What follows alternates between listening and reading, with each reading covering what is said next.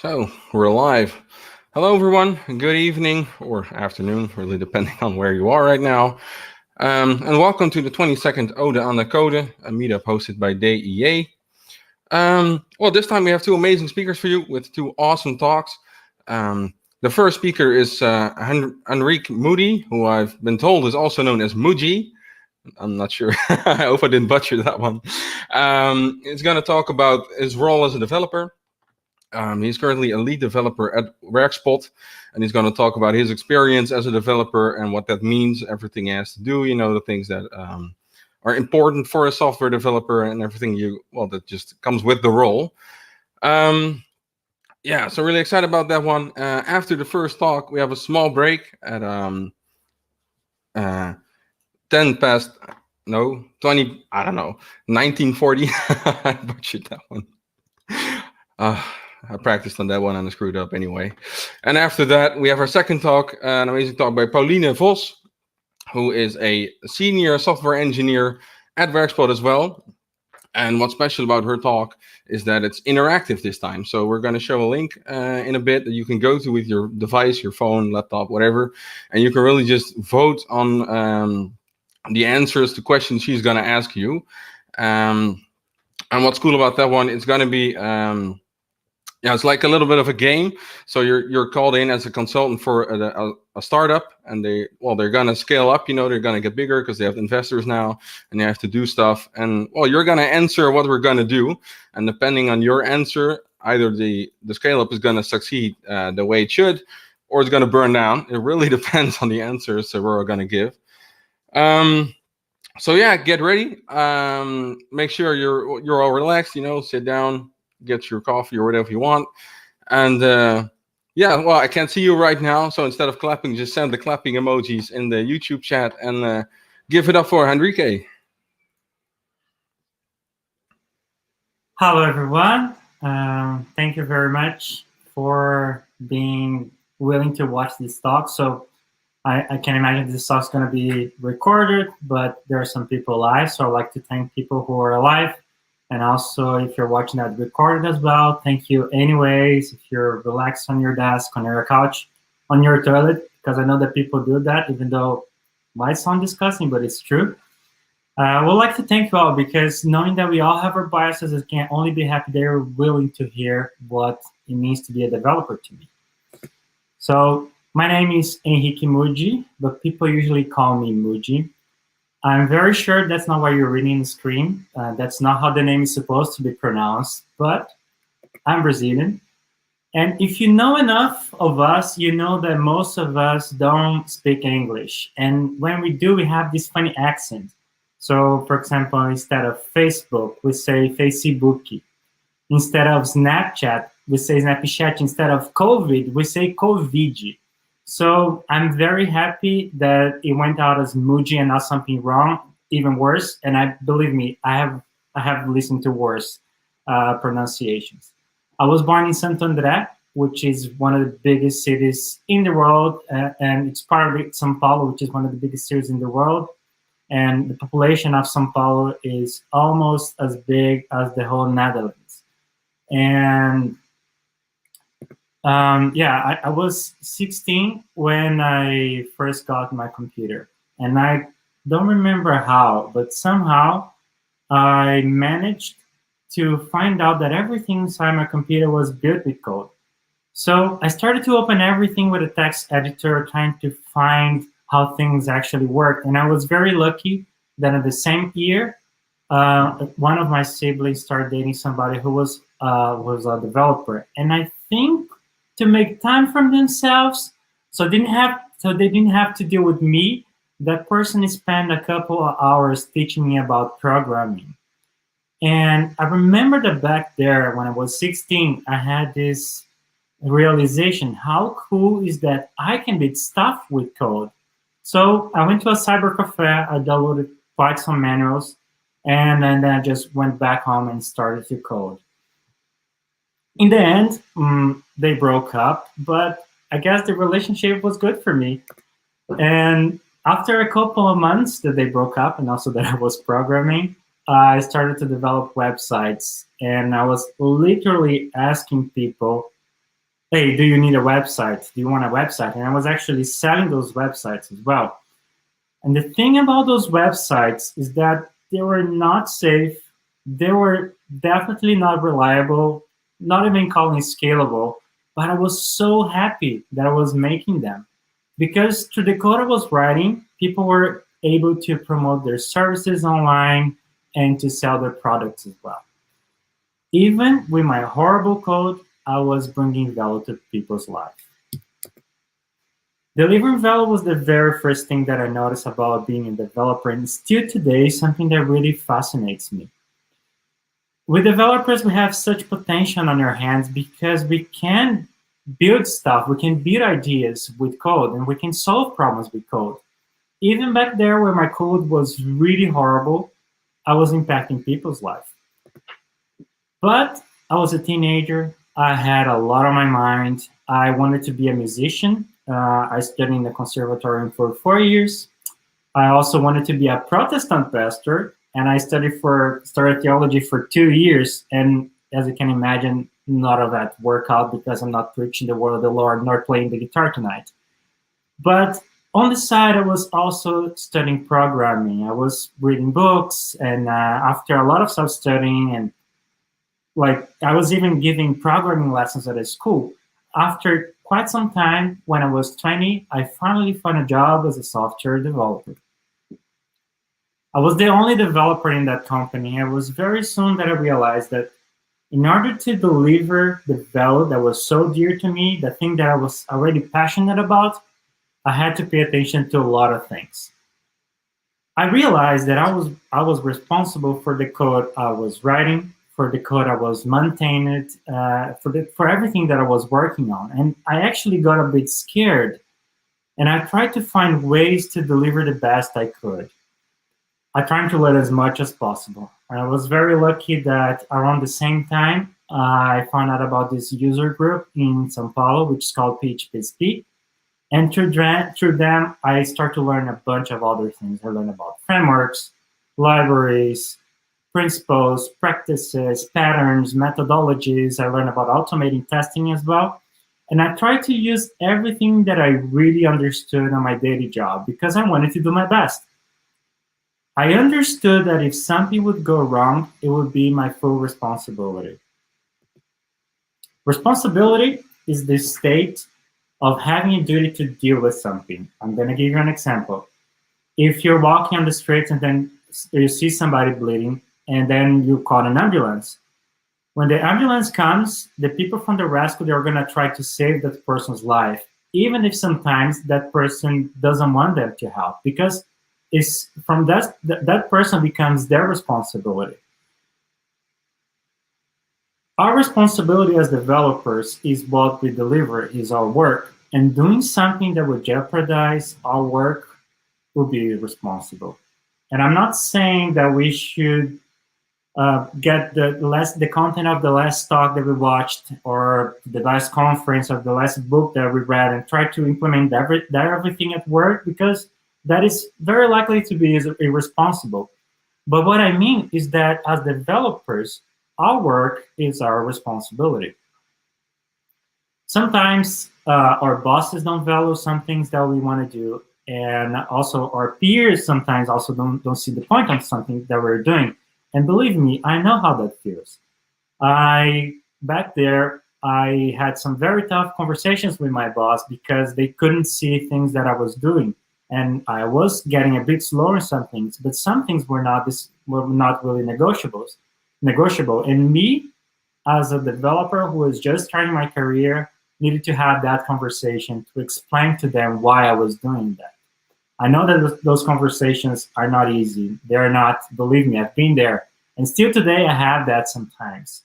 But if we keep in our minds that we are responsible for what we deliver, then that mindset kind of shifts a little bit. But after some time in that company, I decided to find another job, not because of those conversations, but just because I wanted a new challenge. I wanted to work with other people.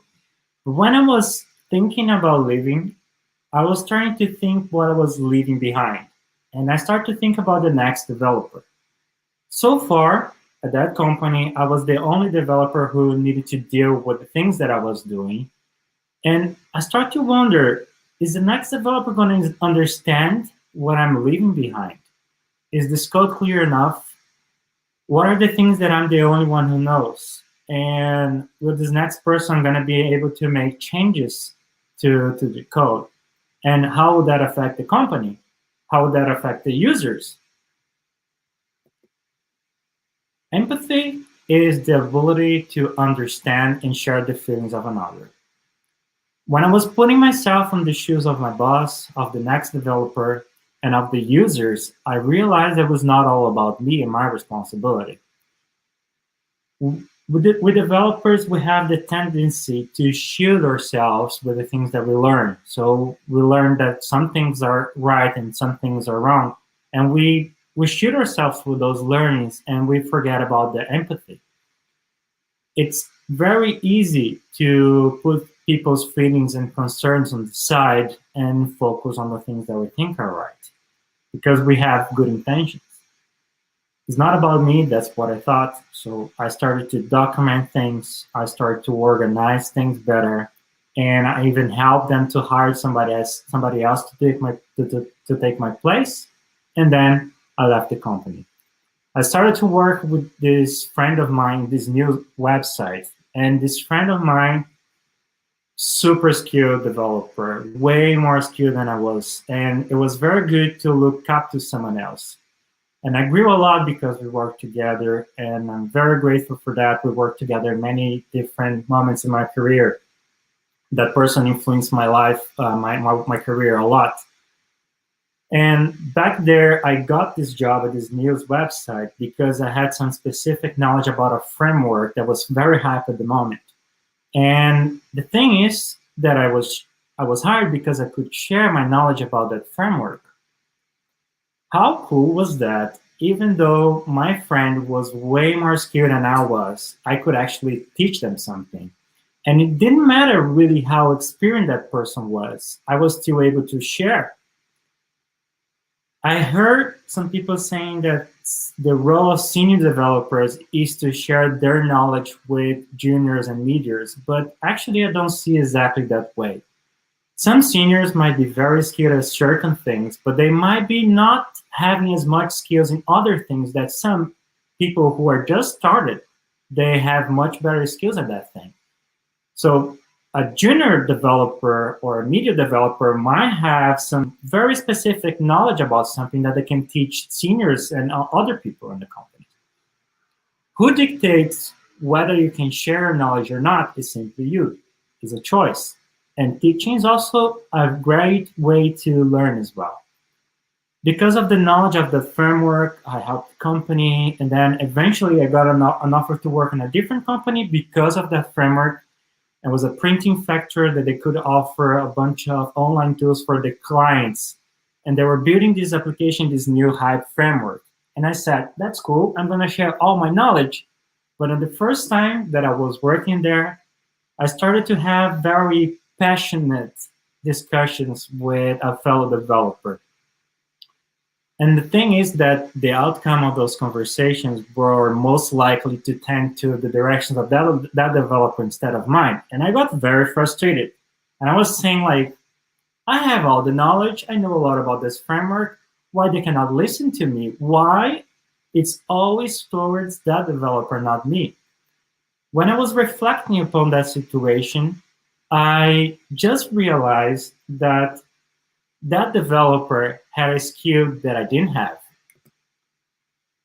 Instead of holding a grudge against that developer, I first started to think about what was the way to understand that person. So I paid extra attention to how that developer was expressing their ideas. And instead of trying to fight for my ideas, I started to listen better, ask questions, and even ask for advice to that fellow developer. And not surprisingly, the team started to go towards my ideas as well. Even better, our ideas merged together and turned into even better ideas. Stephen Covey on the book, The 7 Habits of Highly Effective People says, if I were to summarize in one sentence, the single most important principle that I've learned in the field of interpersonal relations, it would be this: seek first to understand, then to be understood. There are many ways that we can improve our communication skills. But if you don't really understand, if you don't really try to understand people, the people who are conveying our communication, it's very likely that our words are going to be thrown to waste. And it's also, we can even damage relationships that way. Being a good communicator is something that is important in many fields, and it's no different for developers. And we do communicate all the time. We review other people's code. Most of us review other people's code. We write documentation for a code, and we write code, which is on itself is a way of communicating. We talk to other developers. We talk to people from different skills. And if we're lucky, we even talk to our customers. We can improve our communication skills with those tools, but back there, I didn't even know about any of those tools. And I improved my communication skills by just trying to listen better and to understand. I worked there for almost 2 years, and things were really great, and I've learned a lot there. But there was one thing, is that the work was really, really, really tough. Like we used to work an average of 12 hours a day. It was really crazy. And sometimes you would just try to go home. You were going to go home at 6 p.m. and people would joke about it, saying like, why are you leaving so early? You're going to have lunch at home, or you're not motivated. Of course, it was always a joke, but that kind of proves how things were tough. And there was this e-commerce company also in São Paulo who I was really excited about. I've heard that they were doing Agile, and it was something that was interesting. I was starting to read back there. And also they had an international team, which I thought would be a great addition to myself as well. So I decided to work there. And the first project that I led there was a velocity check for fraud verification, to identify fraud. And at first, I wanted everything to be perfect.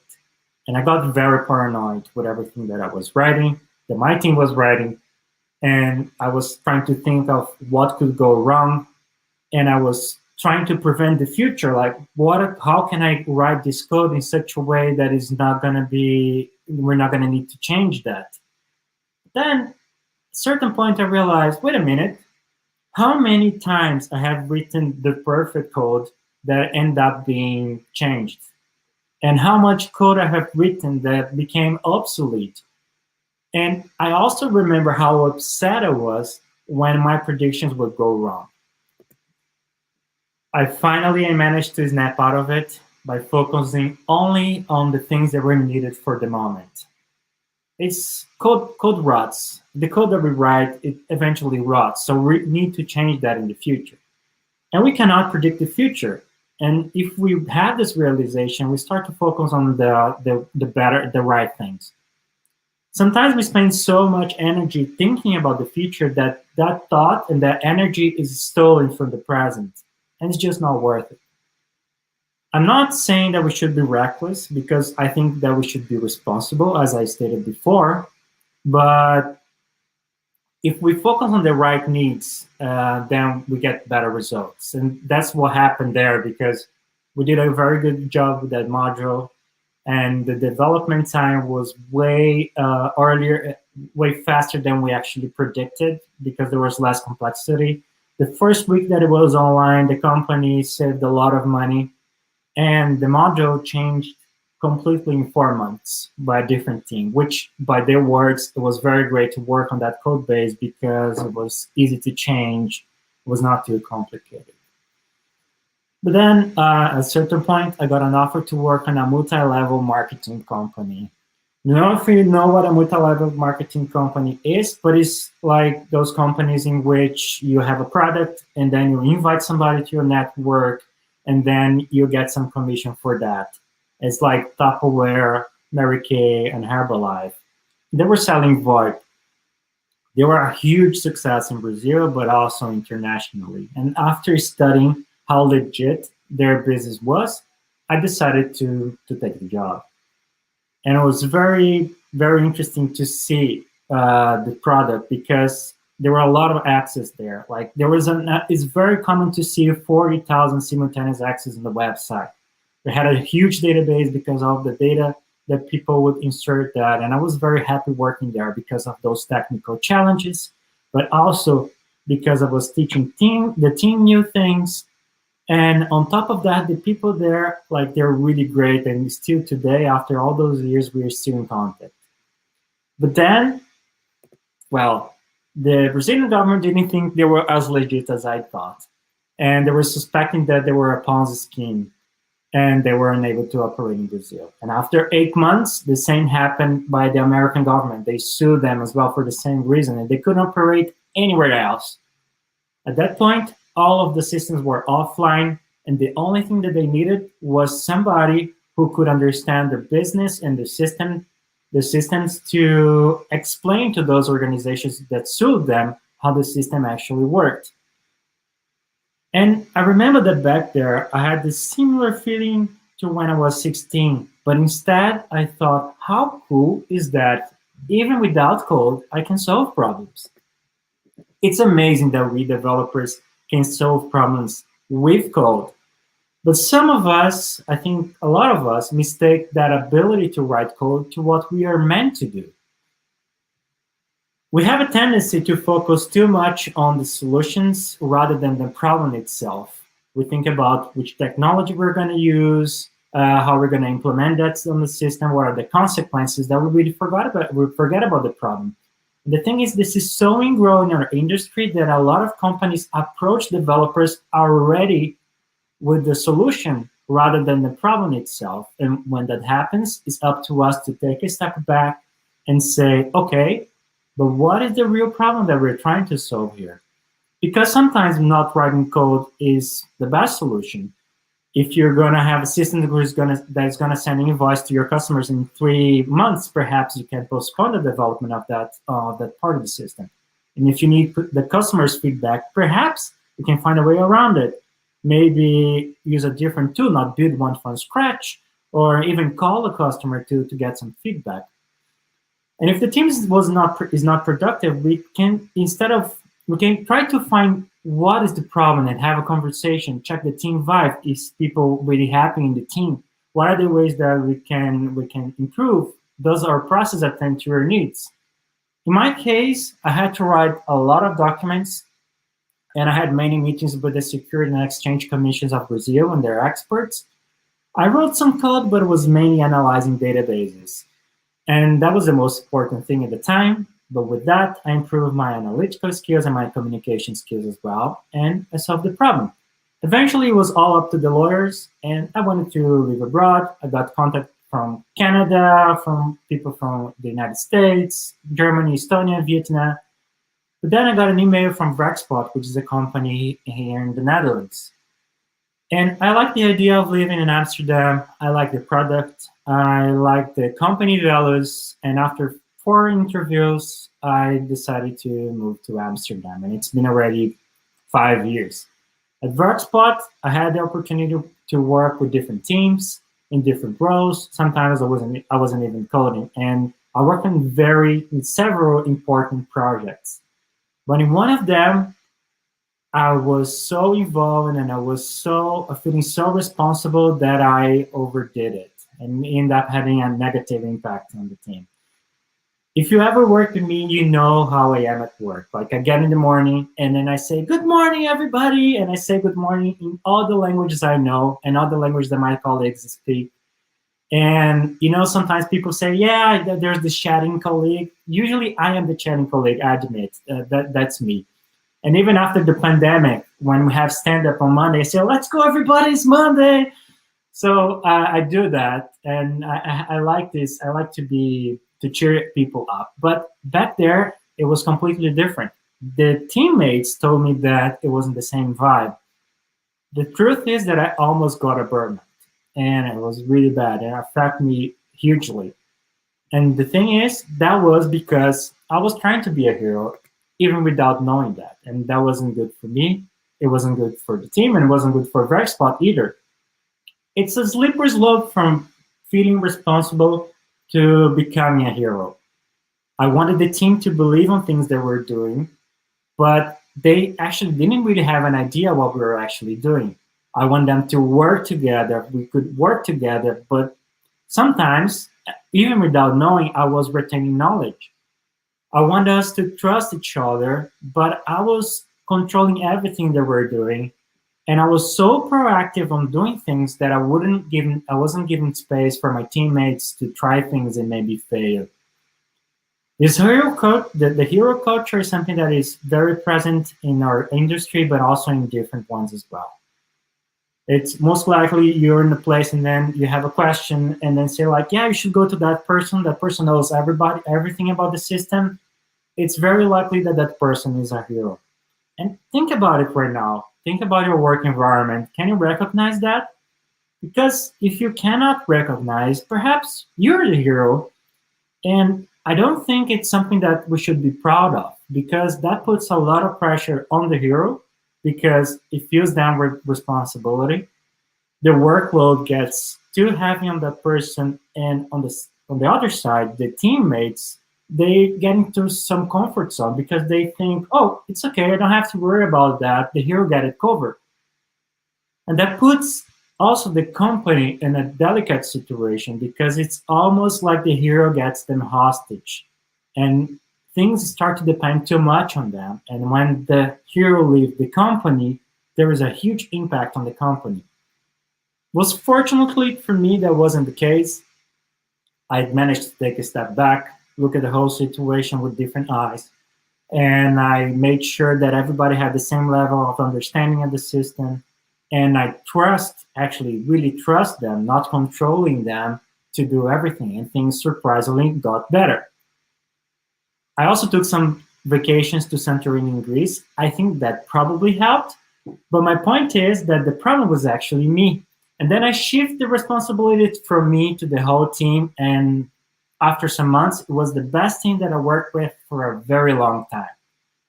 But at a certain point, I want a new challenge, and I really wanted to replicate all the things that I've learned all those years and replicate that in a different environment. And I got a job in a very cool company. But when I was starting there, things didn't go as planned. The product was very nice. There were people there was super smart and super kind, and I've learned a lot from them. Mostly, I've learned a lot about myself there. I saw the problem was that they were doing things that were very different from the things that I've done so far. And then I had those thoughts, oh, they're doing that so wrong. This is so wrong. And I struggled very much, and eventually I got demotivated.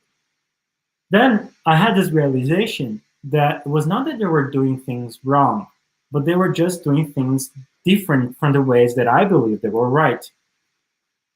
I think our industry is way less deterministic than we think it is. Over the years, I've learned things, and some things I found better, some things I find worse, and some buzzwords just got stuck on my mind. I had this colleague, which was very annoying, but also a very good friend. And this colleague used to say, there's no right or wrong. And I would say, no way. When it comes to principles, to code quality, for example, there is right or wrong. But actually, there is not really proof that most of the things that we do actually make software better. What makes a product successful, it's a collection of factors, and the team and the market and the business. So I realized that it's very hard to go against your beliefs, because we learn things, and those things that we learn, they become our beliefs. And then we identify with our beliefs, and those beliefs and ideas, they become the idea of who we think we are. And then when something threats those ideas, it's like they're threatening ourselves. We're not our beliefs, that's a fact. But I think it's important that we understand our beliefs and understand that people have different beliefs as well. The company and I had different ones, that's obvious. And however, I realized they were doing their business for years without me. And even though I was adding value to the company, they were fine without me for all those years. We found a middle ground in the end, sort of compromising. And if you know conflict solving, compromising is not really the best solution. So after thinking about my contribution, I decided to leave. And for my surprise, one of the first companies that got in contact with me was Werkspot, the first company that I worked in the Netherlands. And after just a couple of talks, I was hired back, and it was just 4 days. Was the fastest hiring process I've ever participated. And coming back there was very natural. I felt like I never really left. And of course, I keep on learning. It's been already 1.5 years there. But if you ask me now, like, what about now? So those are the things that I talk to you today because those are values that I find important. But I have to get back to them every day. It's a daily job to pay attention to those things. I think there is more about being a developer than our principles, patterns, and methodologies and the practices that we learn. And being a developer goes beyond the technical knowledge that we learn in conferences, in books, and in articles. Of course, I could mention a lot of other things that I've learned, for example, that I find important, like curiosity, openness, humbleness, kindness, self-compassion, diversity and inclusion, collaboration, nonviolence, agility. There are many more. But there's one last thing that I want to say today. We all wear masks. That's fine. We all do that. But deep down, there's no developer us or person us because we're human. We all have our difference, but we are human. Understanding our limitations and bias just make us be a better version of ourselves. And the more we understand what it means to be a human, the better we get at it. And the same goes for the role of developer. Our minds will keep on changing, and so how we see roles of developers, and so how we see roles in society as well. And now I'm a lead developer at Werkspot, and I was labeled already as a junior developer, as a meteor, as a senior, and also other labels as well. But even though in half of my life, a lot of labels have changed, and my idea of being a developer also changed, I've always been a human. Thank you very much.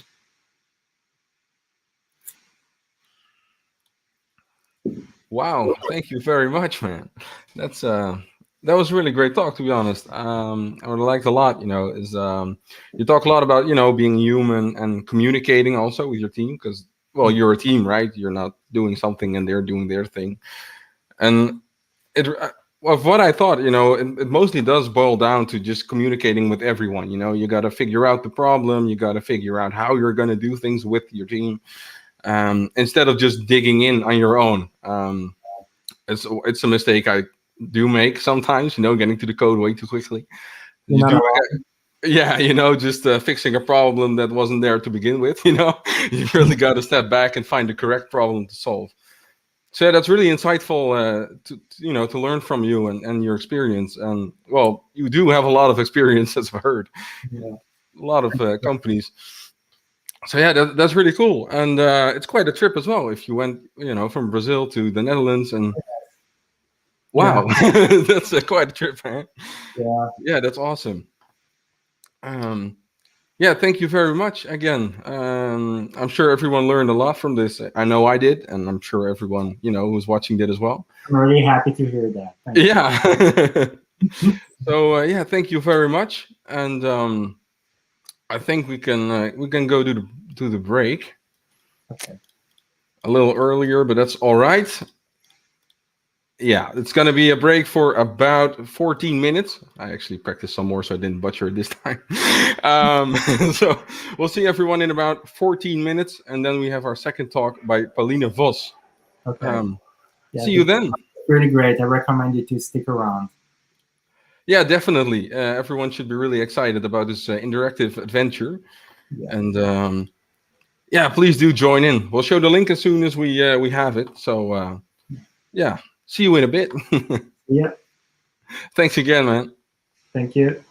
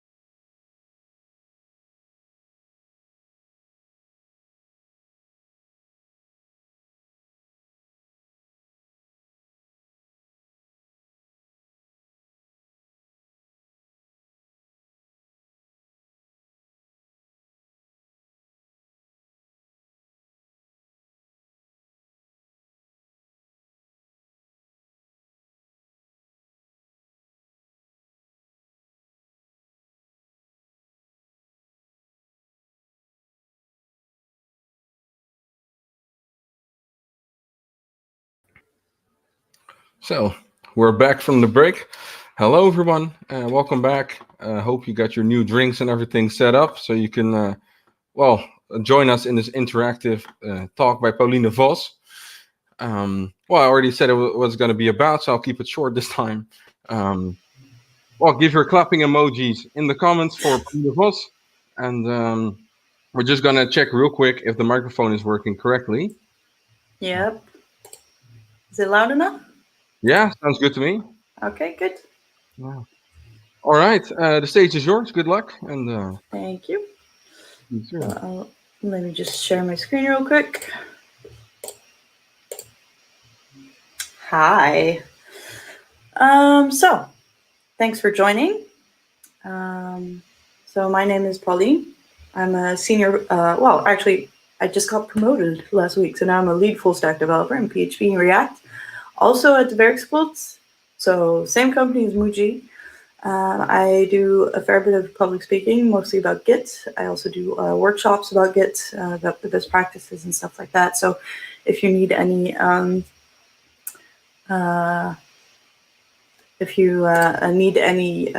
resource about Git or have any questions, just hit me up. That's fine. You can do that in the comments or on Twitter. In the top right there, you can see my Twitter tag. I'm pointing the wrong way there. So if you're into that, hit me up there. That's some of the stuff I like, especially cocktails. I'm the mother of June recently, since last year, who is also currently being sent to bed.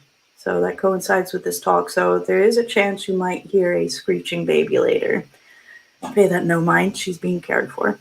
And lastly, I was attacked by a baboon once, but that's a different story for a different time. Today, we're going to have an interactive story, so an interactive adventure.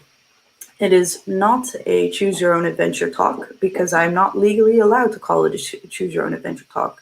I'm not joking. Last time I did this talk, we actually got a cease and desist, hence the title change. But if you know what choose your own adventure is, the concept is it's a story where the reader can pick different endings based on different decisions that they make. So based on the decisions that they make, the plot changes. So you will be making the decisions and changing the plot. So that's the idea. Before we go any further, I would just like to point out, because this is a development story that's interactive, and of course, you're all very good developers, so you might be wanting to make the choices that a good developer would. But I'm just pointing out here that sometimes it may be fun to just watch the world burn and make the worst decisions.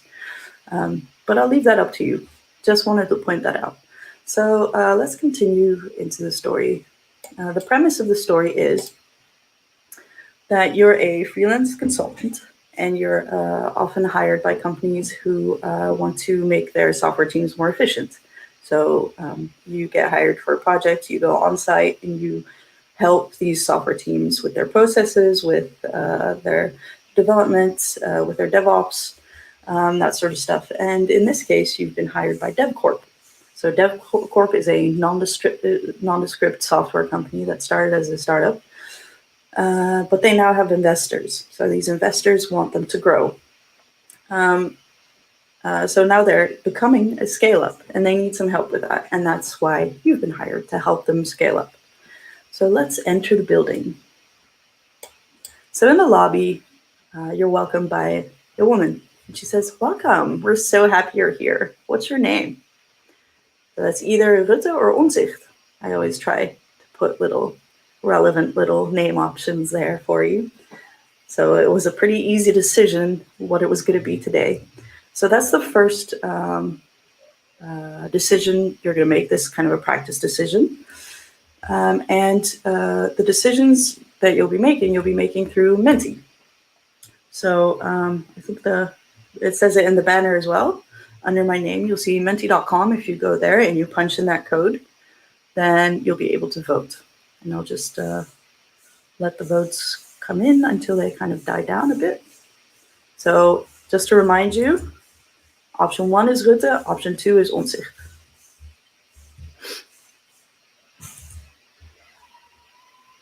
Now, I have no idea how many people are on the live stream. 6-ish. Usually I'll see when it kind of dies down, and then I'll take that as like a marker for the next decision. So I think we're gonna go with this amount, probably. Yep, okay, 9 votes. All right, so I think most of you got the hang of it. If you forget, just look at the banner, the red banner over there under my name, and you'll find the website and the code. So option 1 was Rutte, option 2 was Omtzigt.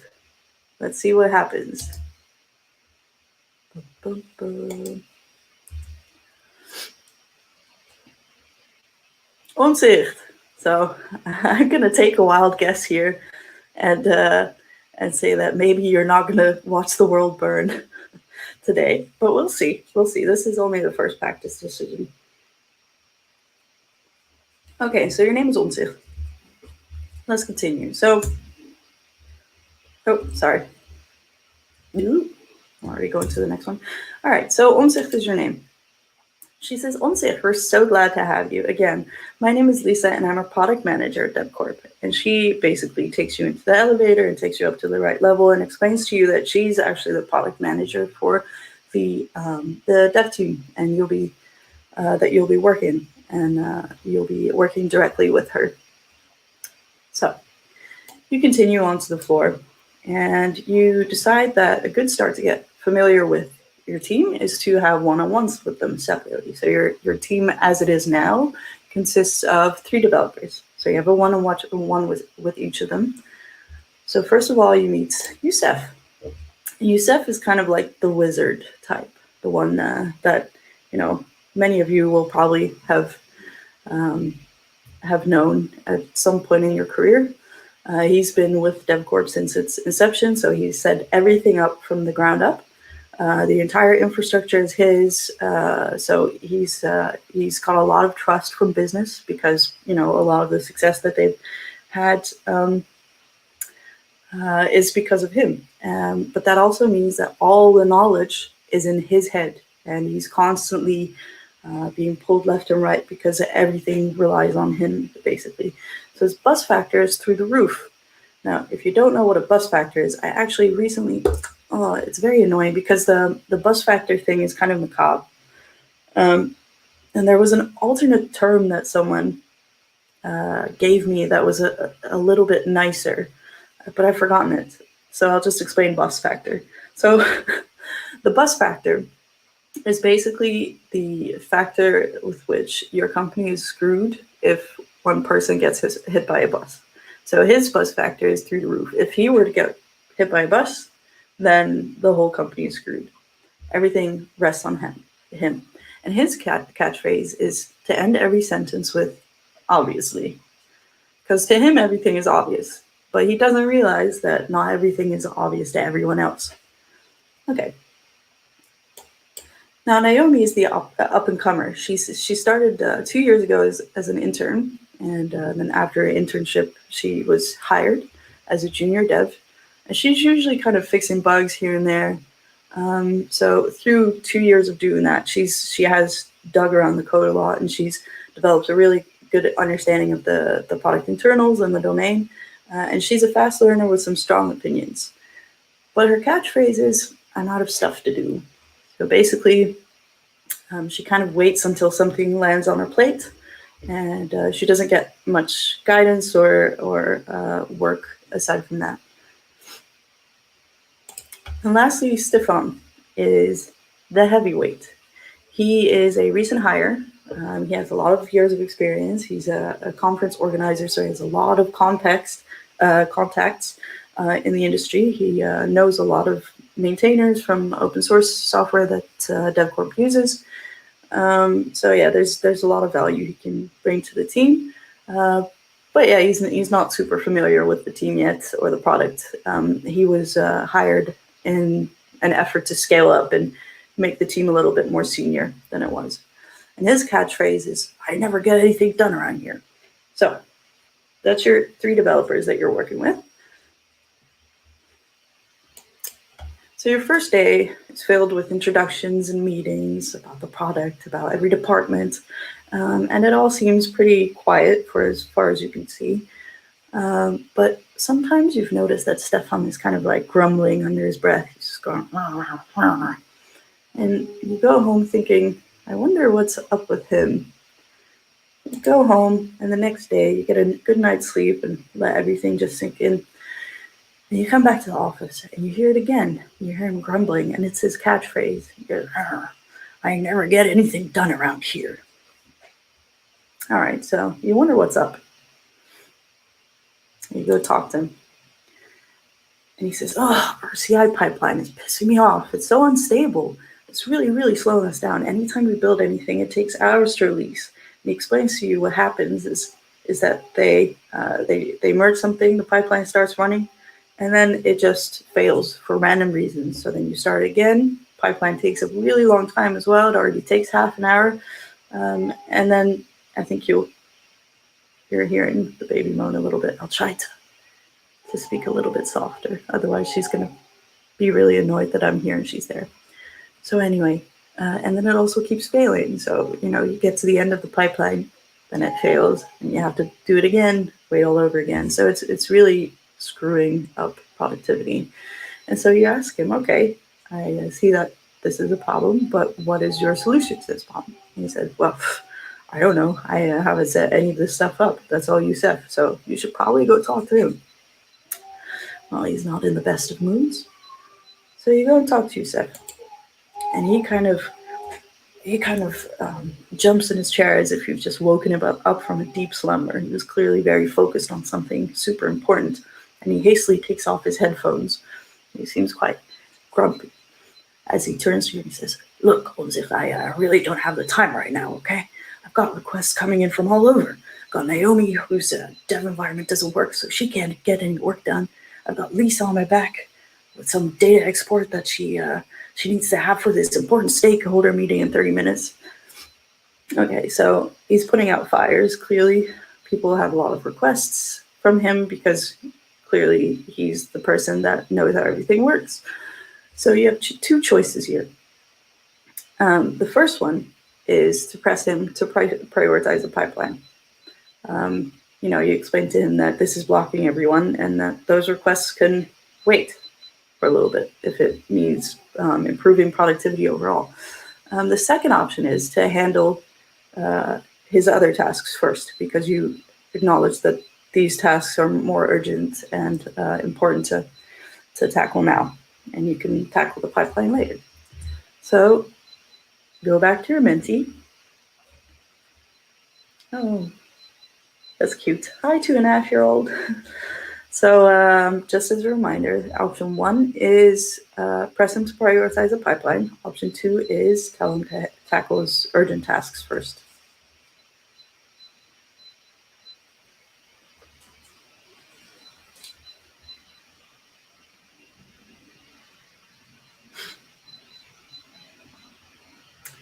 So I think you've all got the hang of the mentee thing now, because it's already at 11. So I think I'll just go ahead and show the answer.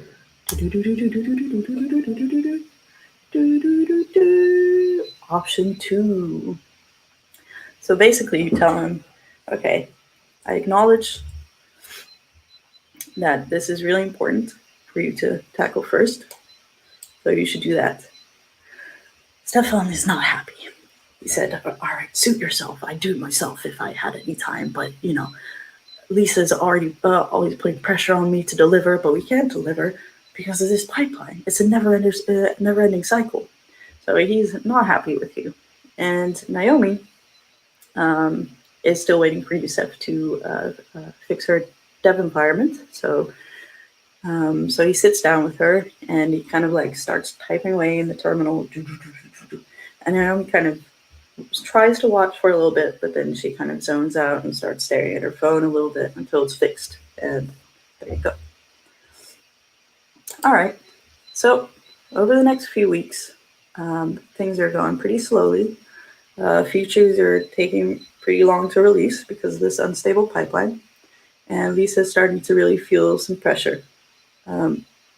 So she doesn't really understand what's going on. You try to explain to her, but she's clearly just stressed, so she doesn't really respond to it very well. And she suggests that maybe you should hire some more people. Maybe that's the problem. So you think about it, and you think about the amount of work that needs to be done, and you can either agree and hire new talent, or you can disagree and try to work with the team you have and try to kind of solve those problems that you have with the current team first. That's your next decision. 1 second. So now that one is open. So option 1 is hire someone else, or option 2 is work with the team that you have.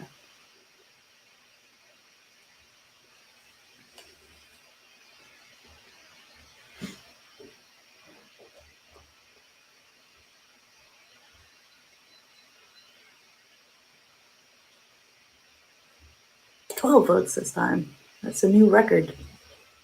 Okay, so let's have a look. 14. Okay, so option 1, hire someone new. Option 2, work with the team you have. Work with the team you have. I should really have a soundboard for that jingle thing instead of making the. I don't know if anyone recognizes it, but it's like the Legend of Zelda treasure chest thing. So I should really just have a sound effect for that. All right, so basically you say, you explain to her a little bit about the Mythical Man Month. You say that adding new people to a team doesn't necessarily mean they become more productive. So you work with the team you have. Okay, so one day you join a refinement session, and Lisa says that there's a demand for this new feature. It's a customer loyalty system. So what that is basically users that sign up for your platform on your platform, and they collect points, and then with those points, they get discounts and bonuses, and that's one way to kind of motivate your users to come back. Hence the name loyalty system. So we need to be able to enroll our users, and there is a bit of a deadline here as well, because there's a marketing campaign that's going to be launched, and it will have a landing page that people will land on, so new prospective users, and that's where they'll register, and we're hoping to kind of entice them with this loyalty system. So Naomi kind of jumps up, and she's keen to take the initiative and says, "Ooh, I read about the tool that does just that." She turns her laptop around and shows Stefan this tool that she knows about. He looks at it for a little bit. He browses through the functionality and the pricing, and he says, "It's a little pricey on the licensing, but it looks like it does do what we want, so that's great." So Stefan then kind of like rubs his chin and goes, I do think if we're going to be introducing this new third-party library, we might do good abstracting it away from our code base. So he quickly draws out a diagram to kind of explain what he means. So his suggestion is, here's our code base, here's this library. Instead of using the library directly in our code base, we build something in the middle so that the third party is not coupled directly into our code base. And then Yusuf, of course, face palms and slams his head onto the desk in frustration. He says, "Ugh, you again with an unnecessary complexity." He apparently is not a fan. And what he's saying is basically, okay, we can't spend any extra time on this because we've been super slow lately. So we need to, with this deadline, it takes ages to release stuff right now. So we can't really afford to spend any extra time abstracting stuff away. So you either go with Stefan's solution or you agree with Yusuf. You can vote now.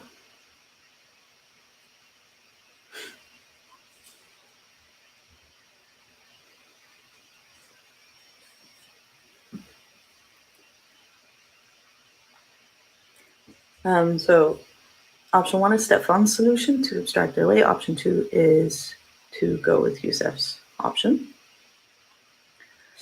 Also, if you're really wanting to pick one, but you're also really curious about the other path, we can take a bit of time, if there's time left after the talk, to kind of go over what the other possible paths would have been, so you don't have to live in ignorance of all the paths.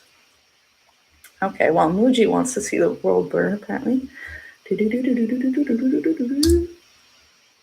I shouldn't have done the sound effect before pressing enter. Okay, option one. Sorry, Muji. We're gonna go with Stefan's elegant solution.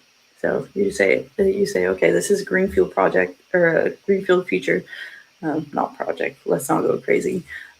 Let's try to tackle this in a smart way. Kind of also an opportunity for Naomi to get a bit more into elegant software design. So you go with Stefan's solution. So this could turn out to be a pretty interesting feature to build for Naomi. So Stefan suggests that maybe Naomi and him should pair on this one. Okay. Lisa is not super happy with all this elegant solution pairing for her. She says, okay, team, we really need to get this live ASAP because this marketing thing is coming up. And as I said before, the CI pipeline still isn't very stable. So you have a say in this as well. So option one is, I think you should pair on this. Or option two is, don't pair. This feature is high priority and we need to get it live ASAP.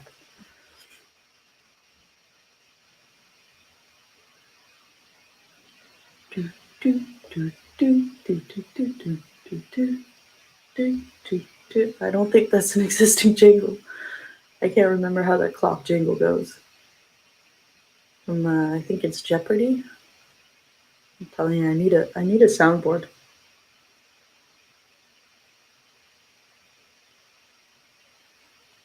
You already accidentally picked the watch the world burn options?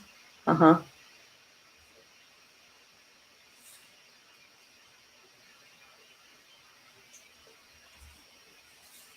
All right, it looks like it's, still 12, 13. That's good enough for me, I think. All right, let's have a look. Option two. So you say, don't pair. Lisa's gonna be happy with this. This feature is too high priority, so we can't waste any more time. I already did you a favor by agreeing on your little architectural plan. Stefan is clearly not happy. He goes, noted, and he puts his headphones on and continues to work. So Naomi is out of things to do now, and she picks up some tech debt, as she usually does. Muji likes this decision. All right, so it's time to check in with the team because it's been a few months. It's been 3 months now, and it's time to have another chat with all of them. So first you talk to Youssef. And he has much the same response as the first time you talked to him about the pipeline. He kind of jumps up again. He goes, okay, can we keep this brief? I'm swamped. So he basically tells you that the requests have not gone down. He's still putting out fires a lot. So you kind of decide not to keep him busy for too long and let him get back to work. You talk to Stefan, and he's wondering, he's pissed. He's wondering, what did they hire me for? I can't do my work here. I'm not able to mentor anyone. I'm not, what are you hiring seniority for if I'm not allowed to kind of share my knowledge and I'm not able to take ownership in things because Youssef has all the knowledge and he doesn't have time to explain anything to me. So he's telling you he's moving on, unfortunately, which sucks because he was a very expensive hire, not just in salary, but also in recruiter bonus. All right. You talk to Naomi, and she's kind of like sitting slumped in her chair, and she looks kind of defeated. And she says, I guess I just don't really feel challenged, Omzicht. Totally forgot your name was Omzicht. So basically what she's saying is she's kind of complaining that she's been in the same position for 2 years. She's just, tackling some tech debt sometimes. And Most of the time she's getting some bugs, but she doesn't really feel like she's developing, or her career isn't really moving along. She feels kind of stuck. All right. So all in all, doesn't feel great when you go home that night and you reflect. You know, you lost Stefan. How long is it gonna take to find a new Stefan? What's that gonna do to the budget they gave me? The velocity. Now you have to get someone on board. Ooh, I heard a screaming baby. Oh dear. It just goes softer again. What's that gonna do to our velocity? Secondly, you're thinking about how are you going to engage Naomi more? You know, are we going to lose her as well? Because she doesn't feel challenged enough, and she's been here for a few years. And we're still not working efficiently. You know, it's been a few months, but you're not seeing really any improvements. When you get to work the next day, Lisa's waiting. There's a problem. So basically, we're getting some calls from a few users that are trying to enroll. They've, you know, the marketing campaign was launched. That loyalty system was launched as well. She's trying to explain it. She's like, all right, so basically what happens is they come on the landing page and then they fill in their details and then they go to the next page and it's just like a 500 or 404, some error code comes up and I don't know what's going on. This is pretty critical because we're losing prospective users. Okay, so she's panicked. You kind of investigate with the dev team. And it turns out that Yusuf's been debugging and he's already figured out what's happening, you know, because he knows exactly where to look. And he says, okay, so it seems that we've, I forgot to do it, but it seems we've misconfigured one of the proxies. So he's explaining to you that it's supposed to, when you go to the next page, it's supposed to redirect you to this loyalty system thing, and that's not happening. It's actually just sending the users to, you know, into cyberspace somewhere, not the right place. Okay, so what do you suggest is, you know, I could just edit the config manually on production for now just to fix the issue. And you're kind of alarmed. You're like, is this what normally happens? And he says, you know, sure, we all do that. We're all smart developers. You know, we trust our developers. We all know what we're doing, so I don't really see the problem. Okay, so this is a trust issue. You know, if you press him not to do it, then you might give off a wrong signal, saying that developers don't know what they're doing. And do you trust him? Maybe, maybe not. But there's two options here. So first option is, you know, you say, okay, I agree, you're a smart bunch of professionals, I trust you. Or your second is, you know, you might be smart, but people make mistakes sometimes. So this goes through the pipeline like everything else. So two choices. Number one is trust him, let him just SSH into production and manually edit the config. Or option two is no, have it go through the pipeline.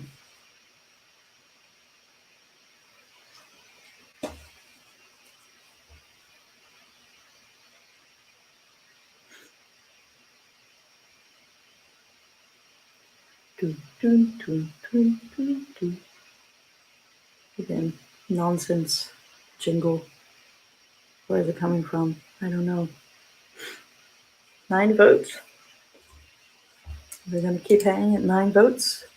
11. So just as a reminder, option 1 is let him edit it on production. Option 2 is tell him it goes through the pipeline. He already says it can't get much worse. Well, I can tell you one thing. There is at some point a variable called either hell or hell breaks loose. And when that's set to true, I'm serious, that is a variable. That means all hell breaks loose. Okay, let's see what we do. Option 2, you say that everything goes through the pipeline. Okay. Lisa frowns. She says, is that the same pipeline that takes half an hour to run and then randomly fails for hours and hours? Come on. And she vetoes it. She vetoes your decision. She says, this is super critical. We're losing potential customers here. And she basically vetoes, no, we can't do that. We need to get this live now. Ruh-roh. So you kind of have to agree. And this is the bet that you lay when you decided not to prioritize a pipeline. So the configuration is fixed. He fixed it on production, and it worked. All is well. But still, there's this feeling that night when you go home. It doesn't sit well with you. Although this time it worked, this sort of stuff might set an unhealthy precedent. So I don't know if you should have done that. Let's see. All right. The next day, that afternoon, Lisa returns from a meeting with tech management. And she says, so remember that third-party software? Is there an alternative for it? Because it's kind of not doing all the things we want. There's been some requirement changes, and I don't think this supports that. So, okay, sounds like we need to swap out this software for something else. So Naomi sits at her computer and says, okay, let's do some research and see what we come up with. A few hours later, Naomi has compared different tools, and she said, all right, so Naomi starts, there's actually a much cheaper alternative that's also more flexible. So it's more easily extendable, and as requirements change, you can adapt that tool to however you want to use it. So Yusuf said, okay, well, let's get to it. And Naomi actually, she's super relaxed because she says, wow, it's been a breeze, says Naomi. Half an hour it took her, and she's got it swapped out already. It still has to go through the pipeline, of course. But yeah, it was pretty easy because you abstracted the third-party library away from your code base. It wasn't coupled, and so you didn't have that pretty terrible vendor lock-in. Thanks, Stefan. Sorry, RIP. Sorry you're gone now. That was a good decision. It's probably one of the only good decisions we've made so far. All right, so a few days later, Yusuf is actually on vacation, and another critical issue occurs. So Lisa comes to you panicking. She's like, okay, another bunch of entry points for new customers ended up 504 or 500 or whatever. Either way, this is not good. The same issue is happening again. And Naomi kind of walks over and goes, Ilse, do you have a minute? And you go, what's happened? So she's kind of rubbing her temples and looking kind of forlorn. She says, okay, so the critical, that was me. And you're like, what? That was you? What's happening? How did this happen? She says, well, I needed to change some configuration. And you're like, oh, I know, you did it straight on prod. And she nods. Okay. Well, you can either reassure and plan a postmortem when Yusuf is back to kind of figure out how this could have happened. Or you can berate her because, you expected more from her. The reason you okayed the reason you okayed the production change wasn't because you thought it was a good idea, but because of pressure from Lisa. But still, you trusted your developers to know better than that. You expected more from her. So, let's see. Option 1 is reassure her it's not her fault and plan a postmortem for when Yusuf is back. Or option 2 is berate her.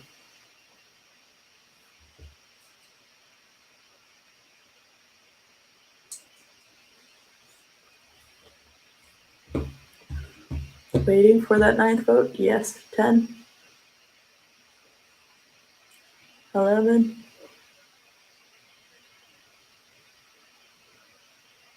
Okay. For those of you who do not get the reference about the names, by the way, there's another type of voting going on today, and it's to decide if our Prime Minister, Rutte, is going to be ousted for lying. just thought I'd explain that to you for the non-Dutch people. It's been pretty juicy. All right, so let's see what you chose. You chose option 1. Are you reassured? Oh, it's nice that you guys still have a heart. You plan a post-mortem for when Yusuf is back. So you facilitate it when Yusuf returns. And the team draws a few conclusions. One of them is that, probably editing things on prod is not the best idea, and we should stop doing this.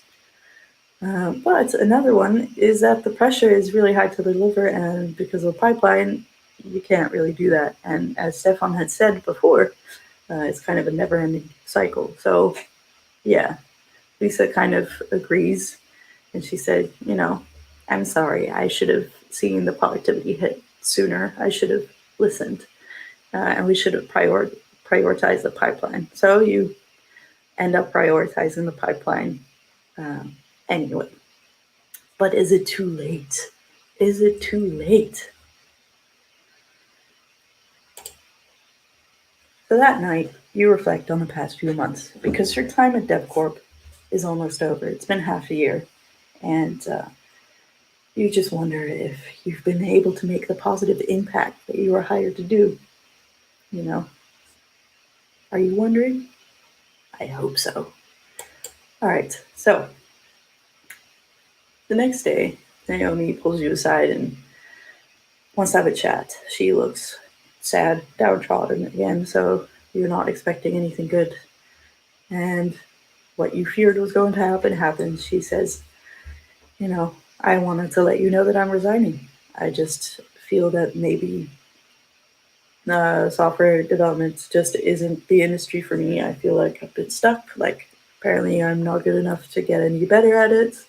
And then with that recent outage, that wasn't a great feeling either, even though you've been great. But yeah, she basically, her entire confidence regarding software development and her abilities has plummeted. So you think, oof, that's a hard one to take, but you're not shocked. You saw this coming. Well, I've already kind of said this, but yeah, she says she feels extremely stressed, and that makes you kind of panic as well, because you're thinking about what she actually knew and what you've lost here. She didn't get the opportunity to kind of work in her personal development, but she had a lot of knowledge about the tool, and now Yusuf is the only one that has this knowledge, and even if you onboard new people, that's one less person that can share the knowledge with these people. And she had a lot of potential.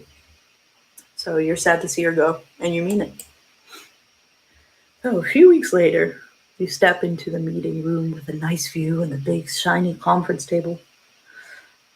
Don't worry, Yordi, there's no more time for Yusuf to leave because your time at DevCorp has come to an end. It's the board meeting. This is when the board members tell you how you've done, and if they'll keep funding going, or if they'll stop the funding. So Lisa's closing the door behind you. She looks just as nervous as you are. Okay, so the final verdict is that unfortunately, we're gonna have to withdraw funding. Final score. So we've been able to keep up with demand, sort of, but we're not delivering value at the ideal speeds yet, because this whole time you're quite slow because of the pipeline.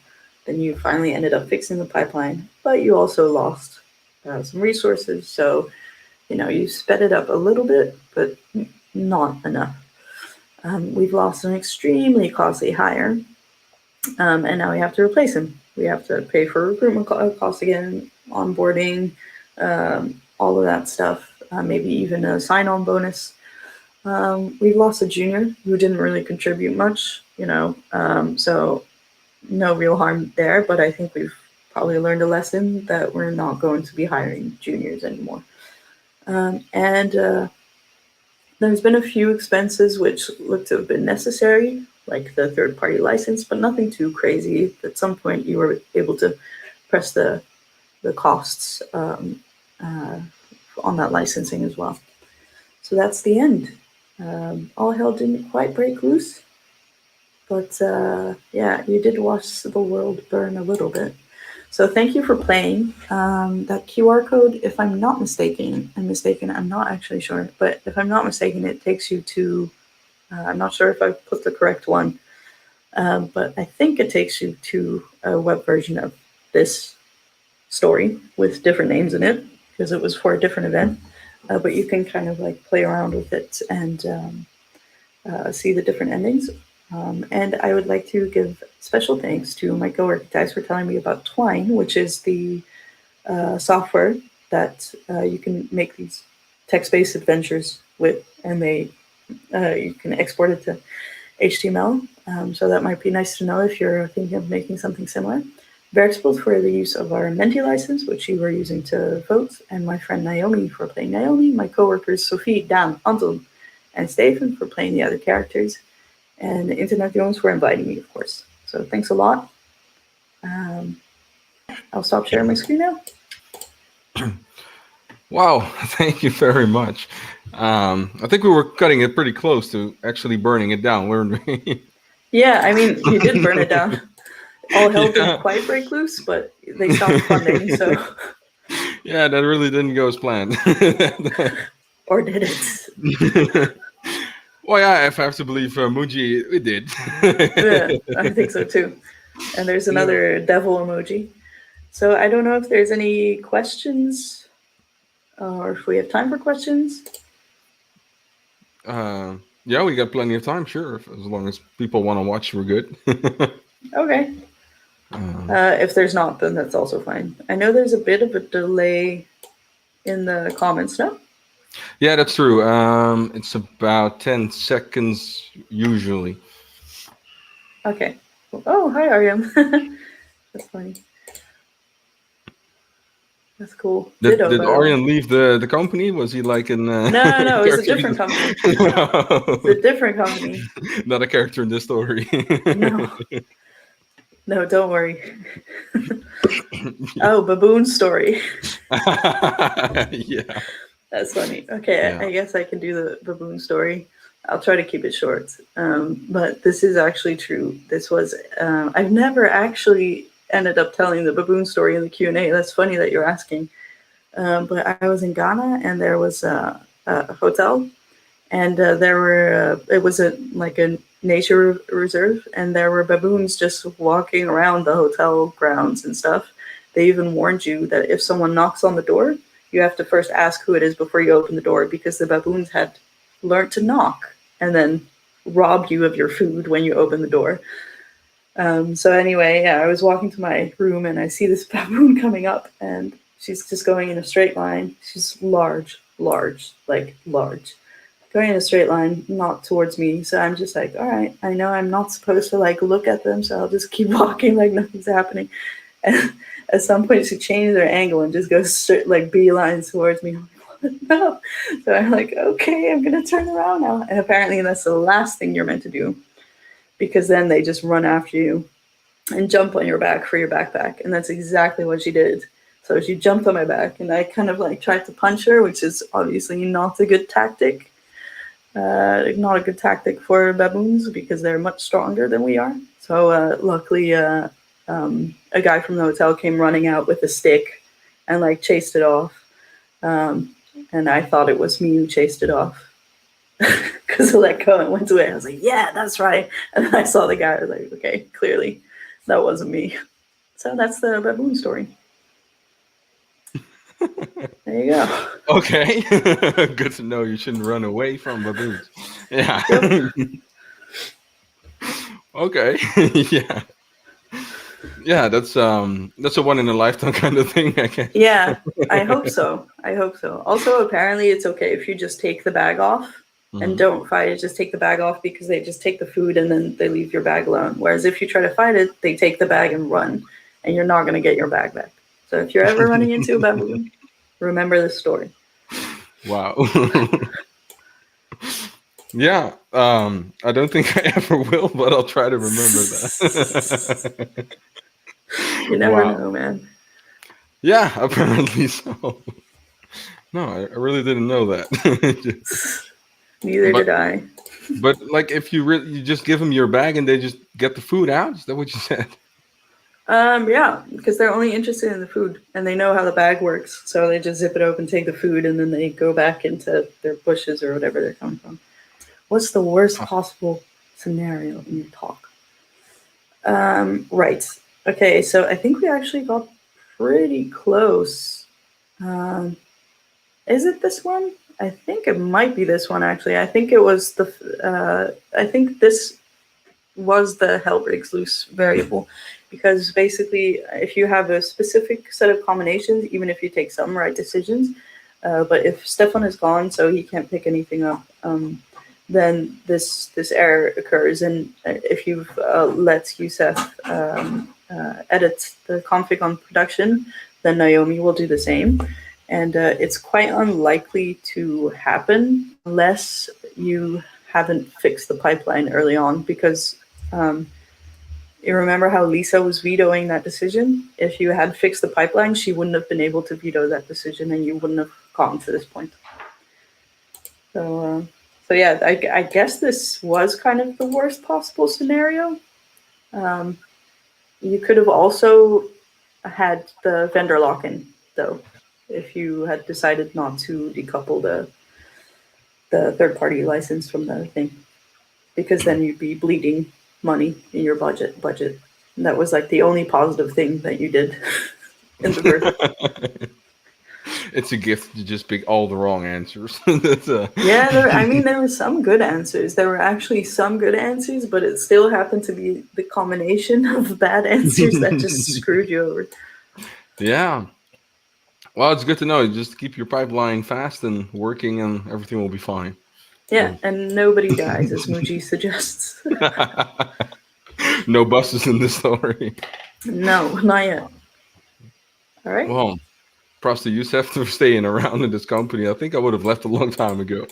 Yeah, I think he's kind of a power hungry type of person. Like, he likes the trust that he gets from business and the fact that he can just basically do what he wants.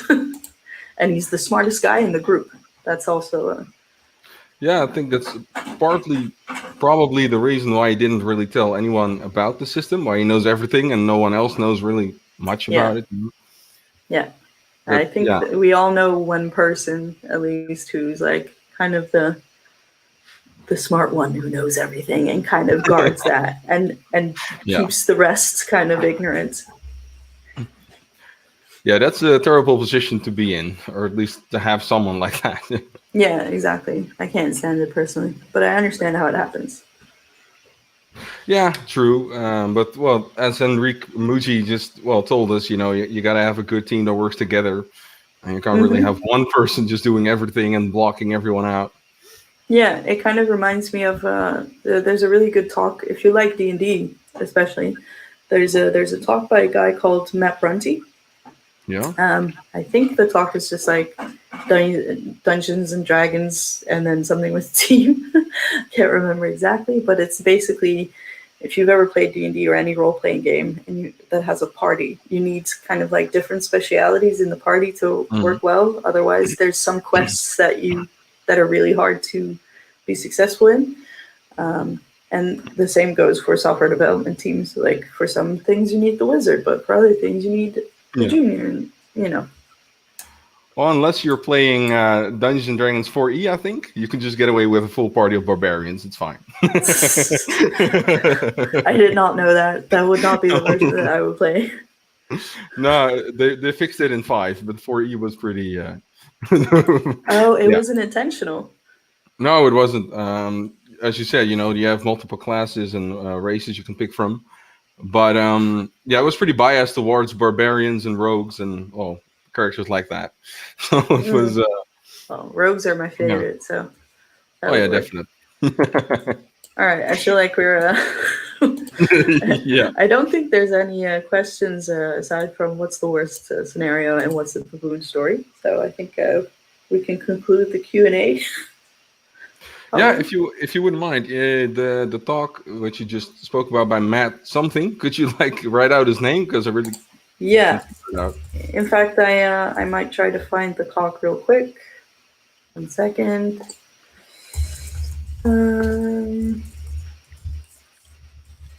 Because there is a recording. Ah.